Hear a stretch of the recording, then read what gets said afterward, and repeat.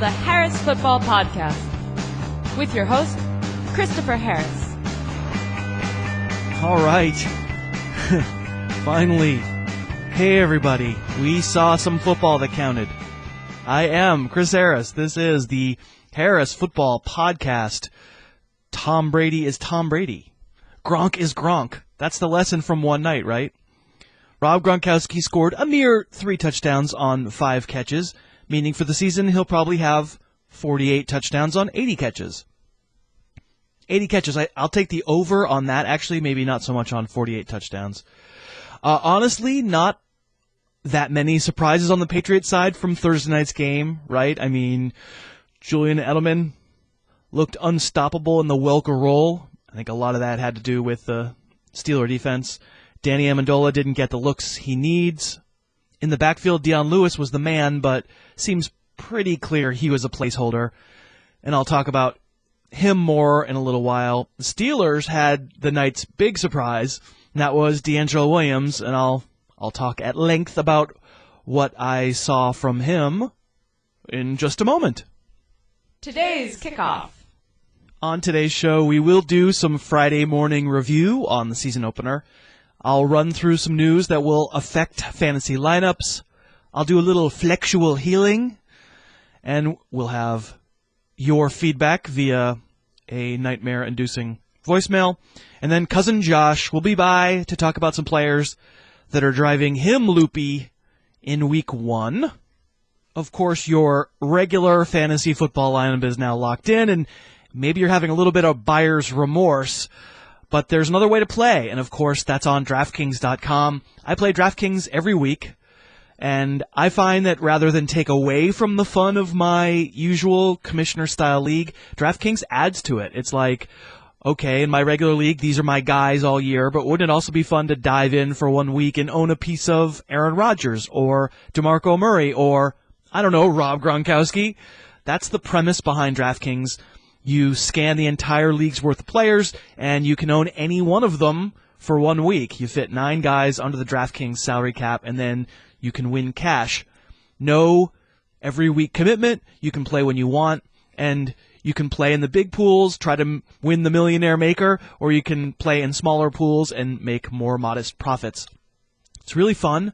If you join now and use my offer code Harris, you'll get a free entry to try it out. So help the little podcast that could and join now. DraftKings.com, offer code Harris. So let's talk D'Angelo. It's funny, just at the end of the first half, I got 2 tweets within about 30 seconds of each other. Mohammed tweeted, "Man, were you wrong about D. Williams? He's cutting like a pro." Eric tweeted, "Man, Williams looks like he just veers close to defenders, even trips himself up. Glad I stayed away." So as it turned out, as the action went into the second half, it's pretty clear that, D. Willie looked more good than bad. But I think this is funny because A, smart people can look at the same stimulus and come to wildly differing conclusions. And B, whether someone's running well isn't just about the results. At the very beginning of the game, on Thursday night, Williams busted 2 nice long runs, 18 and 11 yards, and Chris Collinsworth just went on and on about how amazing Williams looked. And on those particular plays, I'm sorry, all Williams really did was run through the biggest hole you've ever seen and run until someone caught him. They were Bilal Powell plays. They were Ham and Egger plays. And Eric's right. After that, for a lot of the first half, Williams didn't do a ton. He did trip himself up a couple times, and I didn't leave that first half feeling like I'd made a wrong call in doubting D. Willie. In fact, the way I left that first half was thinking, man, that Patriots run defense looks bad. But the second half really was a different story. The Steelers asked Williams to do more, to carry their offense really to some degree on a wider variety of types of runs. And Williams showed cutting ability he didn't show for most of 2014, to the point where I'm sure the Panthers are watching that game and they look at both Williams and Steve Smith and they're like, dudes, if you'd played like that in your last years in Carolina, they would not have been your last years in Carolina. So, listen, I mean, good for Williams. He's the second oldest back in the league, but in that second half, he didn't play like it. And, oh boy, we get all the stories about how he lost a lot of weight. Okay, maybe that's what it was. Le'Veon Bell, that seemed to work for him. I'm much more of a believer now than I was before Thursday night. Even though Williams did get pulled a couple times for Will Johnson on the goal line. Next week against the 49ers, I'm going to have D. Willie as a solid number 2 fantasy back. And, of course, after that, Le'Veon comes back. But anyone who owns both Bell and Williams, I think you're holding on to Williams. I think D. Willie proved last night that he at least established himself. He can be a solid handcuff for Bell. The rest of Week 1 is coming on like a freight train. And if you're looking for an online sportsbook website, I recommend BetDSI.com. BetDSI is the online sportsbook that I personally use. They're one of the original online books, and I feel comfortable using them. They've been around for 16 years. They actually help set the lines. The website is always up. They always pay when you want your winnings. BetDSI.com gets A+ for scores on a lot of sportsbook reviews. It's a site that's so trusted, many professional wagerers actually make their bets there. You can go to betdsi.com right now, set up an account, and use my promo code, which is Harris and the number 10, so Harris, no space, 10, and you'll get $10 for free put into your account within a few hours that you can play around with. We don't advertise stuff that I don't personally believe in. I'm very cool with BetDSI.com. If you're looking for a place to play online, go there now. Use promo code Harris10. That's BetDSI.com, promo code Harris10. Moving on to Dion Lewis. He's a powerful little dude, isn't he? Even on plays where the Pats asked him to charge right in the middle, he showed genuine, good leg drive. His quickness and spin moves, those are legit. He brings to mind another University of Pittsburgh back, LaRod Stevens-Howling. Remember him? With the Cardinals for, a few years in a row.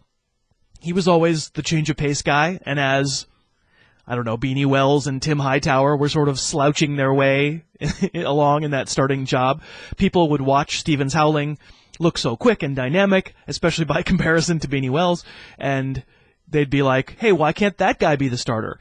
And then there was that one stretch in the middle of 2012 when Arizona didn't really have anyone else healthy, and they made Stevens-Howling the starter, and he had a couple really nice volume games, got over 100 yards rushing a couple of times, but then he faded right back into the woodwork. Literally, a game after he had 22 carries for 127 yards, he had one carry for 1 yard, and I think that was like in back-to-back games. The point being, little guys. It's not usually going to work with them as feature backs. And Lewis isn't a feature back. What I think Thursday night did was prove that the Pats now understand that Lewis could probably handle the Shane Vereen role if they want him to. And that's significant, but, probably not all that exciting for fantasy. If you remember how frustrating Vereen could be week to week, even in a point per reception league when he was with the Pats. And all this leaves aside the possibility that Belichick could absolutely change things up right away in week 2 against Buffalo. Lewis had a fumble, that Gronk pounced on, like on the 1-inch line, but you never know what's going to earn somebody the doghouse. I guess the net result is I'm not letting myself get too excited about Lewis. D'Angelo Williams, pretty legit, really good stuff, surprised me. Lewis, a little less interested. I think I'm, most leagues, unless it's quite a deep league, I'm probably leaving them alone. Injury news. On Thursday's show, I neglected to mention that C.J. Spiller has all but been ruled out for Week 1 after he had his knee scoped in early August, so his owners need to make other plans, and really, Spiller, no guarantee for Week 2 either, and, it's C.J. Spiller, so even when he's back, he's a pretty good candidate to rupture his glute at any given moment. Anyway, for this game against Arizona, Mark Ingram, clearer fantasy starter in all formats, even PPR. I'd say maybe even a top 10 fantasy option, even against what could be a good Arizona defense. Kyrie Robinson probably gets run as the backup, though it'd have to be a pretty deep league for me to consider him as a flex. Arian Foster reportedly could be back sooner than expected, but again, let's not overwhelm ourselves listening to reports like this. I have moved Foster up in my rest of season ranks on harrisfootball.com, which I will maintain all year. I think that chart may help you a little bit with trades, but I'm not going to pencil Foster into lineups in week 2 or week 3 just yet. And, let's also not set aside the likelihood that at some point this season Foster injures some other part of his body. Ladarius Green suffered a concussion in practice Wednesday and won't play in week 1. Antonio Gates comes back week 5. Green is really kind of completely running out of chances to become the future at the tight end position for San Diego. We'll see David Johnson at tight end. I haven't ranked him for this week. You might remember that Evan Silva talked about Johnson earlier this week when Evan was expressing his own doubts about Ladarius Green. Anyway, Green, probably doesn't need to be owned in a whole lot of leagues right now. The Browns claimed Robert Turbin off waivers, but remember, Turbin himself is dealing with a high ankle sprain, so he's not a threat to Isaiah Crowell or Duke Johnson right away. I think Turbin is pretty much the equivalent of Terrence West, but with a little more consistency, a little more trustworthiness. If and when his ankle gets right, all that would maybe do is set up another mess in the Cleveland backfield. I don't know. Here's hoping Crowell and or Johnson could assert themselves and maybe save us from such a fate. Hey, can I put in a little plug here for myself? Sundays at noon Eastern, right after the inactives come out, I'm going to be doing a live video stream on the web where I'll answer your lineup questions and your DFS questions. So you'll be able to ask me questions on Twitter and then actually see me answer them. You won't have to wait for me to type. And that'll be before you have to get your lineups in. That sounds okay, right? A lot of you remember that when I was with ESPN, I did a Sunday morning radio show for an hour.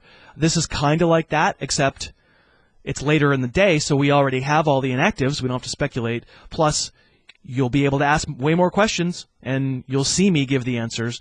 Kind of fun. The link will be on my Twitter feed all Sunday morning. You don't need an app or anything like that. Just click the YouTube link that I provide. So plan on it. Mark it down. Every Sunday morning, check in with me. Watch me, warble online Sunday morning or maybe Sunday at noon Eastern time. You'll be able to check in with me on your lineup. All right, how about a little flexual healing? So as I've told you on prior episodes of the podcast, for now we're not going to have flex ranks on the site because it makes sense for me to sleep on occasion, and there's only so much I can do. Maybe that'll change as the season goes along, but for now, I apologize. I thought I would try and give some quick thoughts on the most common players I get asked about for flex questions, and maybe give an example of where I would fold them into the other positions. The players I'm about to mention, I literally got asked at least a dozen times about these players in flex questions. So first up, John Brown. The question is always like, what level of running back would I compare John Brown to? Who is he the Ruffalo equivalent of in the running back position? So on my standard league running back list, I think I'd probably sort John Brown in at the Joseph Randle, Gio Bernard, Ryan Matthews level. I admit though, you're comparing Brown to running backs that don't have, to me, Randle has a lot of upside, but Bernard and Ryan Matthews don't feel like they've got scads of upside. I think Brown has, home run hitting ability. If you find yourself needing a home run, I think Brown probably deserves to start ahead of those running backs. Steve Smith. He's at number 27 among receivers for me in week 1. Certainly looks like the workhorse in that Ravens receiving core for the time being.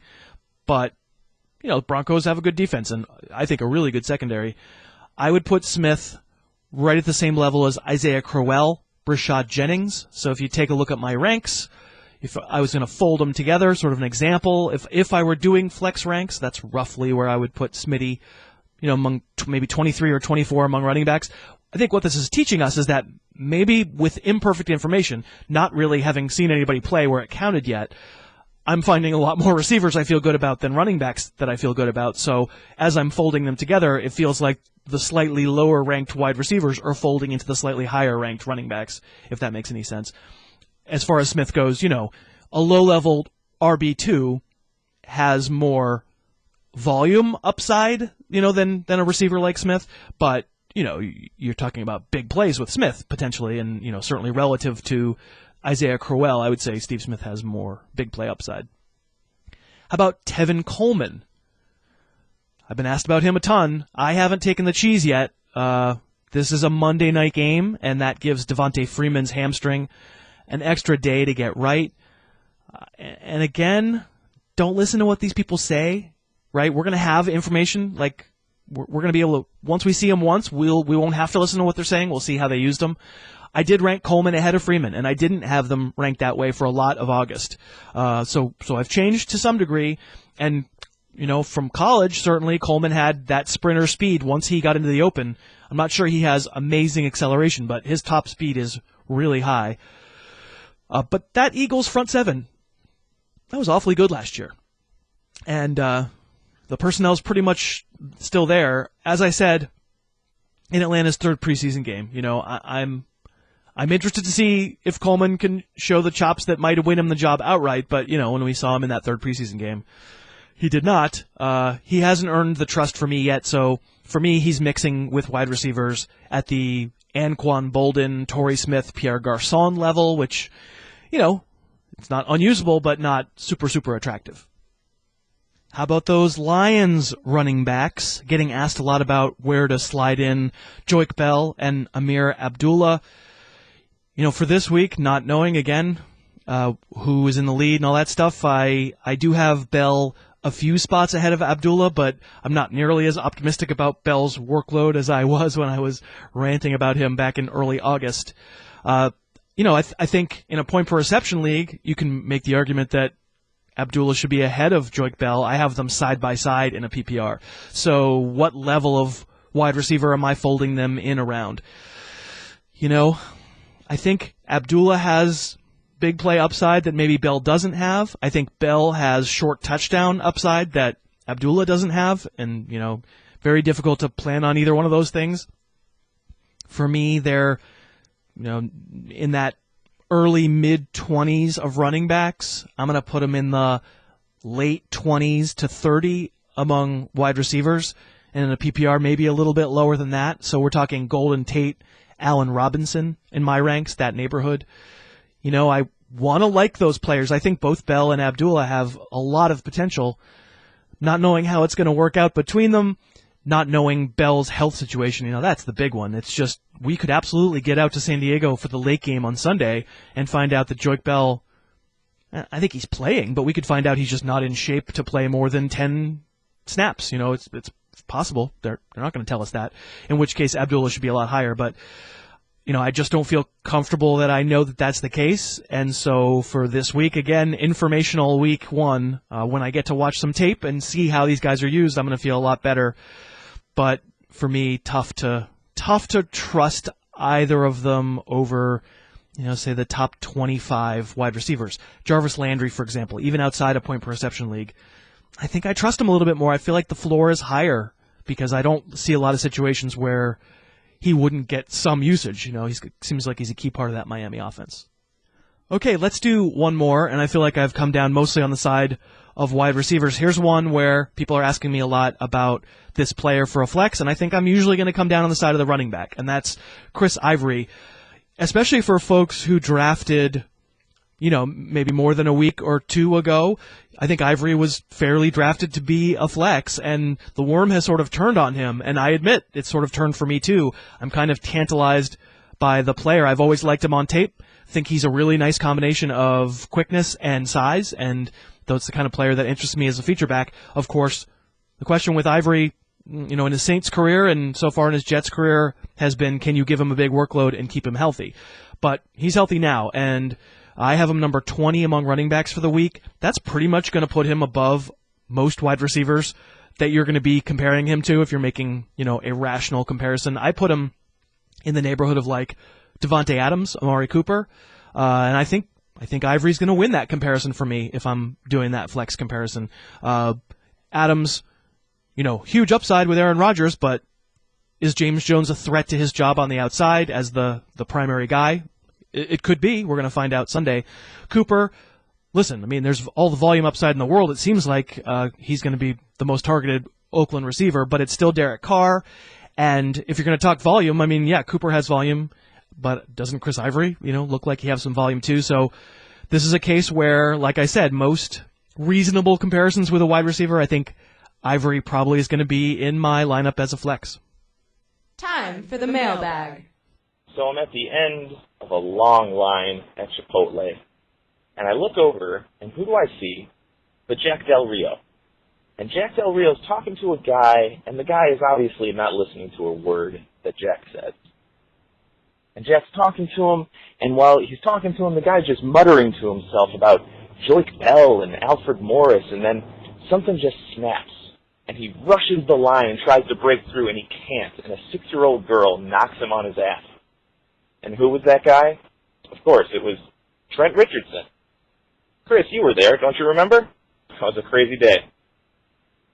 Yes, I was working today at a certain fast food restaurant, and Christopher Harris walks in with his lawnmower and had it running pretty loud, yelling something about how do we like it coming into our work with noise pollution, something.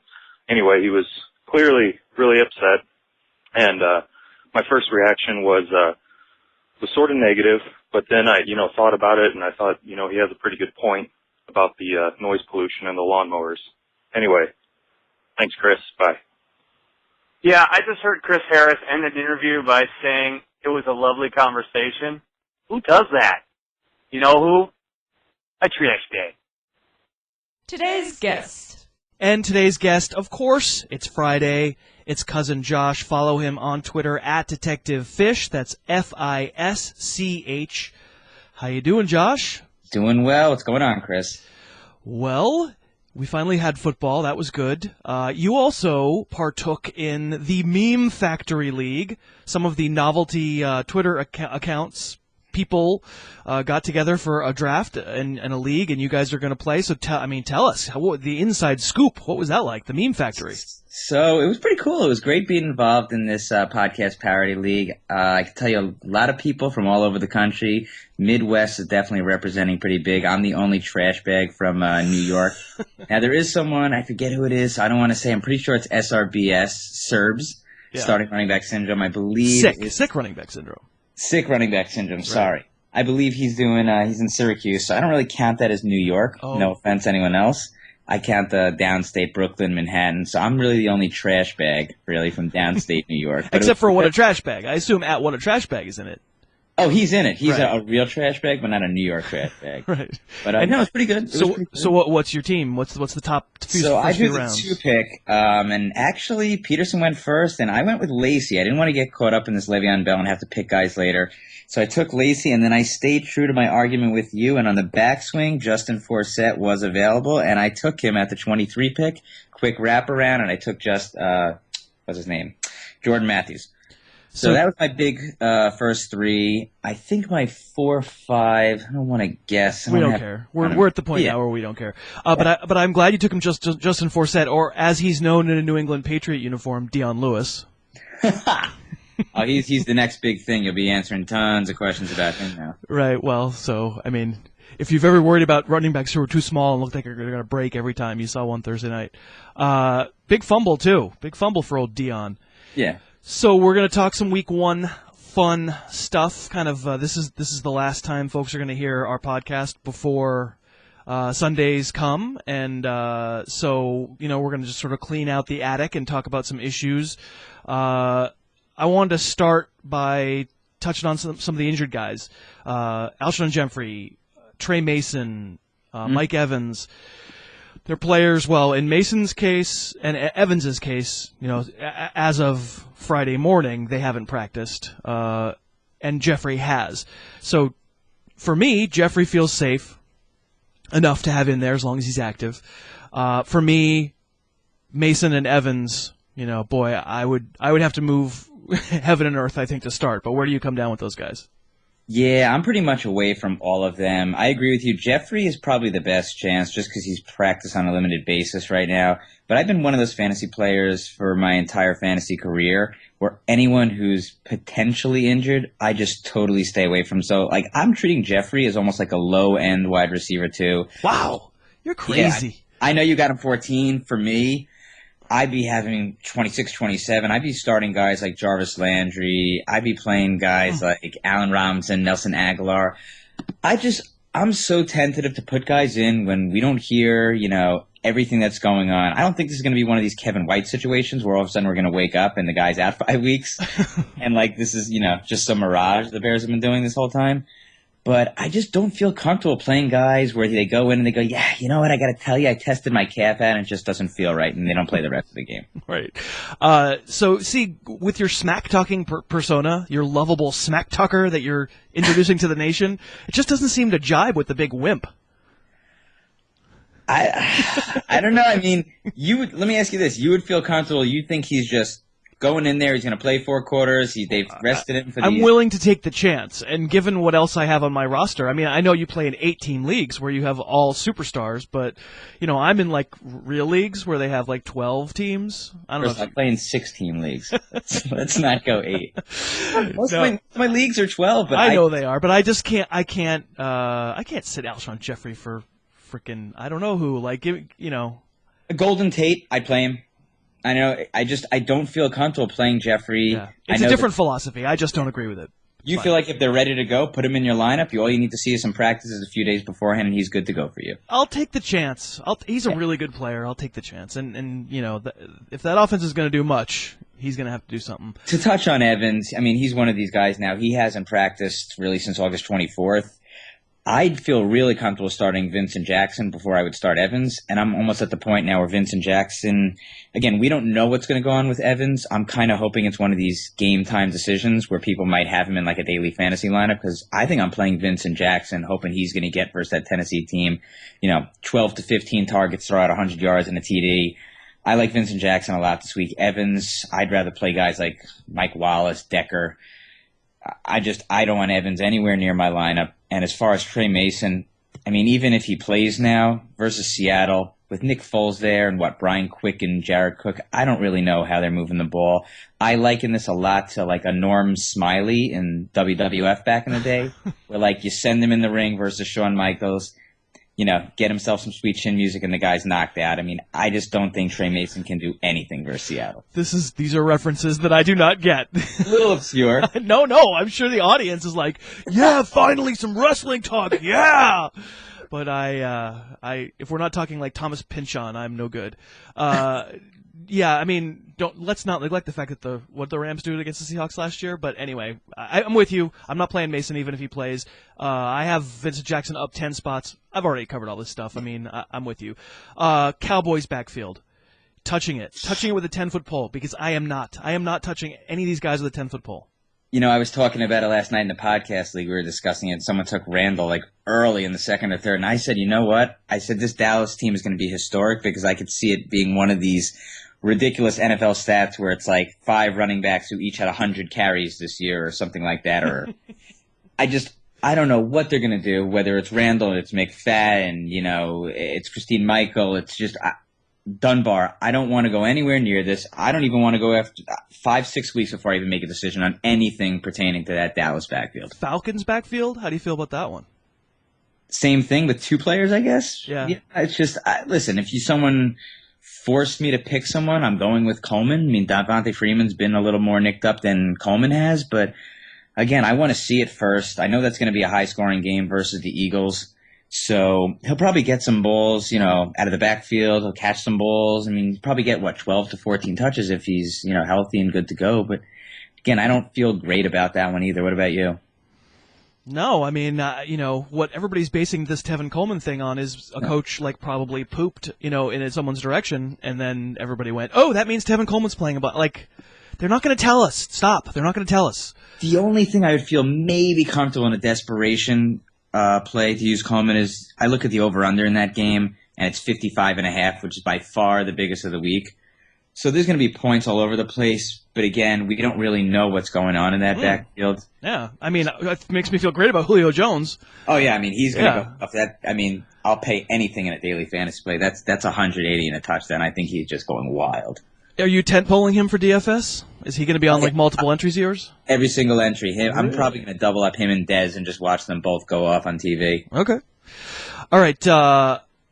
You had a couple of divisive players in your mind that you wanted to ask me about. Give me a couple. Yeah, I've gone back and forth on a few of these guys. The first one was Cam Newton because on paper it looks like a good matchup versus the Jaguars, but then you kind of look at what the Panthers have as weapons, and it's just like, you don't even hear that Funches. He's like the third option now. They're going to go with, Philly Jones. You heard that? This is what I heard. I got actually a call from Ron Rivera recently. See, because, again, my point is... It's all that we hear, I know. Nobody believes that. We don't really know. Yeah. So what do you think of Newton versus the Jaguars? Do you feel good in that, starting him? I don't. Okay, so for me it's not about the weapons. I rated Newton 15 for the week among quarterbacks, and I had him 10 for the season, right? And I think those two things are not mutually exclusive. My ranking of 10 for Newton for the season was based on, well, if he's going to go back to running, then it doesn't really matter what his weapons are, and he is a top 10 fantasy quarterback, and, he did it. He didn't throw well for 3 years and was a top 5 fantasy quarterback. However, in week 1, I don't yet know whether he is going to run. So if I took Newton and Sam Bradford, if I took Newton and Stafford or Rivers or Tannehill, right? If I paired a couple of the so-so back end number 1, front number 2 quarterbacks, I'll give Newton a rest this week, not really because of the weapons, but because I want to see him run. And if he doesn't run, I'm going to acknowledge that I have a problem, because I've said this before, but I just don't think Cam Newton has a shot in the world of being a relevant fantasy player if he's just relying on his arm. Mm. Yeah, I mean, that's a tough game to watch on TV, too, I got to tell you. I mean, that to me is like Clockwork Orange, pin your eyes open, forced to watch Jaguars versus Panthers. Well, I won't be watching live, but I'll be watching the tape, I because know. I have to watch them all. So let me give you another one. Jeremy Maclin, fantastic preseason, hearing a lot of good things there. He's going into Houston, not a great matchup. Where do you stand on Maclin there? Comfortable? Want to see it first? Kelsey, Charles, where do you feel on that, Maclin? I rated him highly. I think he's a pretty solid number 2 fantasy receiver for this week. The scenario that I've sort of painted in my head, which is absolutely not the reason why I ranked him 20. So let's divorce this. Just from the scenario that I've painted in my head is that Macklin's going to go bananas the very first game as a Chief. Alex Smith's going to go throw 3 touchdowns to him. And, and then you're going to have everybody on ESPN, making funny noises about how after one game with Maclin, it's no longer 0 touchdowns to wide receivers, it's 3, right? And now expectations will be sky high. And then is when Alex Smith will truly have his reign of terror, and Maclin won't score again until November. That isn't actually a fact-based analysis. That's just a feeling, right? Yeah. But I don't, the front 7 in Houston is really, really good. Yeah. Corners are fine. Macklin's a really good player, and there are going to be games where he plays well, and my take is that this is a game where, I think he'll play well. I think the Chiefs will be a little more aggressive than they've been in the past, almost by kind of sort of counter-reaction to how conservative they've been, but in the end, over the course of the season, the Alex Smithiness will catch up. I'll give you a running back that I've gone back and forth. I wavered, 2-3 weeks ago. This was a guy who was like, oh, man, he's going to have a great game. And I've gone back and forth, which is Rashad Jennings in Dallas. I know you got him ranked 24. You even have him a spot behind Isaiah Crowell. Oh, man, pronunciation right there. You preferenced that with the right pronunciation. But what do you think about Jennings? I know, you hear all this talk about Vereen, all this talk Andre Williams is going to take some of the carries and the goal line touches. So where do you feel? Obviously, you don't love Jennings in this week matchup. I mean, you obviously have him as an RB2, but is this one of those? Because to me, last year, you look at the way he came out of the gates, touching the ball 25 times a game. Do you just not see that right now with Vereen and Williams? I don't see it in any way, shape, or form. I don't see how 20 touches is even in play for any Giants running back. It doesn't seem like to me. And I think the Giants, if I look at the personnel Dallas has, I think that front 7, especially the defensive line, is actually really, really good. Mm-hmm. I think they might be a little bit hard to run against, and this might be a situation where in order to get anything going, the Giants are going to throw. Could be Shane Vereen in that regard. If I were game planning for that Cowboy defense with no Skandrick and with, like I said, what I think could be a top 5 defensive line, like really, really good defensive line. Oh, why am I banging my head against that wall? I'm okay with Jennings. Skills-wise, I like him best of that group. But this looks like bust potential for you. You could see, one of these 14 for 52-yard games. I mean, but 14 for 52 isn't even bust, right? The nightmare scenario with any Giant running back is 11 for 21. Mm-hmm. That's significantly worse. Do you have Jennings in any leagues? I think I have him in La Liga, right? You have him in La Liga. I didn't get Jennings because he went. I live in New York, so it automatically indicates him. He went in the second round in every league. Yeah, it's not that bad, but if he's a 6th round talent, he's going, early 5th. If he's a 7th round, he's going early 6th. So it's like 15 to 18 picks more. So I didn't get him in any drafts. Let me talk to you about a couple of receivers who are playing in the same game against each other. I am higher on Sammy Watkins this week, despite the Tyrod Taylor-ness of it all, than I am Andre Johnson. In fact, I have 7 spots between them. I have Watkins 17 and Johnson 24, and I think I wanted to ask you about that because I'm almost positive you'll flip-flop them. So, no, what's shocking is, so listen, I'll get to Andre Johnson in a second, but I'm kind of on board with the Sammy Watkins because the same way you think there's going to be that story about Alex Smith, I'm starting to feel that exact story for the Tyrod Taylor. I think it needs to get a little momentum just to get going, just so hearts can be crushed later. And I think for some reason the big story at halftime is going to be the Colts and the Bills are tied. I mean, it's not a big spread. I think the Colts are giving it's 2.5. So obviously Vegas thinks that's going to be a close game. I happen to think Watkins has the ability to beat them long once or twice. I think he's going to break 100 yards. I think he's scoring. I looked at your rankings and saw Watkins there. And again, leading up to this week, I was like, that's a guy I could see, after a lot of people, I don't want to say bashed him preseason, but a lot of people thought, this is going to be a run-first team. Yeah, you bashed him. You didn't like Watkins. I didn't think you liked Watkins this summer very much. Yeah, I didn't. But I think this is one of those weeks in a game where they're going to have to put up some points where I could see him break that 100 plateau and catch one of those long TDs. The real question comes down. Vontae Davis is a really, really good corner, inconsistent. He has awesome games and usually rises to the occasion against very good teams. Mm-hmm. And then he'll, lay a stinker here or there. But I also feel like, more often than not, from what I've seen, Vontae Davis plays sides. He's not been a corner who trails. We're hearing a lot of yak, blah, blah, blah. Vontae Davis is going to trail the best receiver. Sure. Obviously, in this case, that would be Sammy Watkins, and I think that would be slightly worse news for Watkins. I don't think we can take it as gospel that will happen, but that would be certainly a matchup to watch. Sure, that would definitely be a hit to him. I think, and I know you're saying with Vontae Davis, he kind of does the Richard Sherman move where he might just take one side of the field, but I'm starting Watkins, and I feel good about a high-end wide receiver, too. I think even if Davis plays him, he'll still probably catch that 60 to 70-yard range. But if Tyrod Taylor can get a ball within 10 yards of him. Again, I think it's going to be one of those stories for week 1, and then everyone's going to pick him up, and it's going to be pretty sad after that. As far as Andre Johnson goes, on the other side of the ball, I don't feel good about that. That's one of those games where, again, Buffalo was really tough early on in the year. I thought that was going to be more of like a 50-point spread over-under, and it's only 45. So I feel like they think that's going to be kind of a close competitive game. And has that number actually the spread between the teams, that's come down, right? Because I actually have a parlay where I took the Bills over the Colts. I'm pretty sure it was more than 2.5. Yeah, it's come down. It's 2.5. I think it might have been 5. Yeah, it's come down a lot, and the over-under is 45.5. So I'm surprised. I'm not. I think this is a bad spot for the Colts. I think this defense is legitimately. I don't know if Do I think the middle linebackers are question mark? Yeah, I guess, but I like Alonso. I think that's maybe the best defense in the NFL. Weren't they ranked 1 last year? In fantasy, they were. Sure. That's not really. I'm not so much talking about fantasy. Yeah, I'm more talking about just how hard it's going to be for Andrew Luck to be Andrew Luck. It's not like I'm sitting Luck. It's not like I'm sitting T.Y. Hilton. Probably not sitting Frank Gore, although I have him lower than I would normally have him. But Andre Johnson's out of my comfort zone. I don't want any of the tight ends. I think this is a close game, maybe a Buffalo win. I think it's one. Yeah, I totally agree. I think it's a real close game, 24-23. And I think if you have Andre Johnson, you probably took him in, that fourth round. You're probably going to play him, so you don't have many other options.